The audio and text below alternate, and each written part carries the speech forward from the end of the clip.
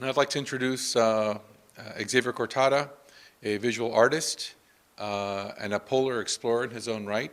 He is the artist who created Longitudinal Installation, the piece that we have performed this evening to mark the centennial of Amundsen's arrival at the South Pole.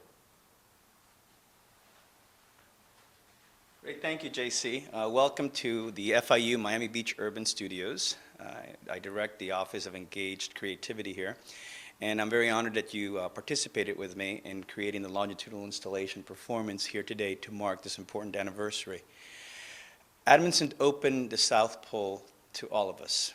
He literally was the first person to go there, and today brilliant scientists are at that very spot where he put that Norwegian flag, doing the most important experiments to find out everything from the start of the universe, from the Big Bang, to how global climate change is affecting our lives by the way those glaciers are melting and moving.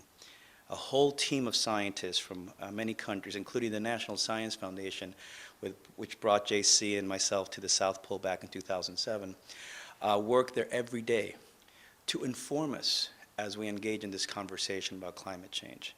So it's an important day to mark for its ceremonial purpose, to mark this achievement of humans always striving to push beyond their natural boundaries. And it's also an important moment to reflect on that very continent, a continent that has no political boundaries, that has no one's flag on it, that belongs to all of us, but can literally, depending on what we do up here, sink all of us.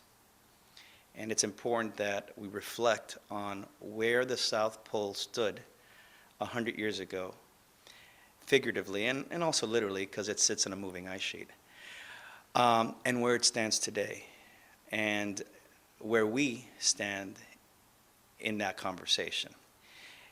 To be silent about it, to ignore it, we do so at our peril. And I'm just happy that we're all here engaged in that conversation, and that we're partnering with Clio in inviting others into that conversation in a very proactive way.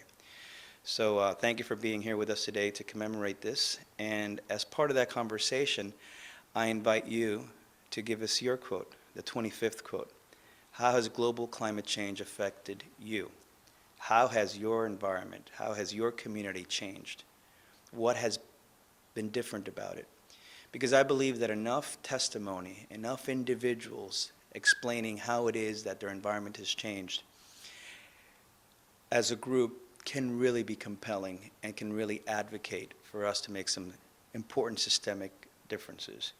And for all those that are refuting science, having actual testimony from citizens can help support that conversation. So it's important for you to give us your 25th quote, for you to read the other 24 and empathize, understand how we're all interconnected.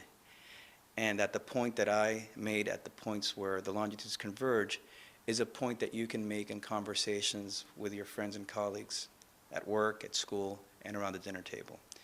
So today is an important day, December 14th, 2011, but so is every other day from here on forward as we try to address global climate change concerns. Thank you very much.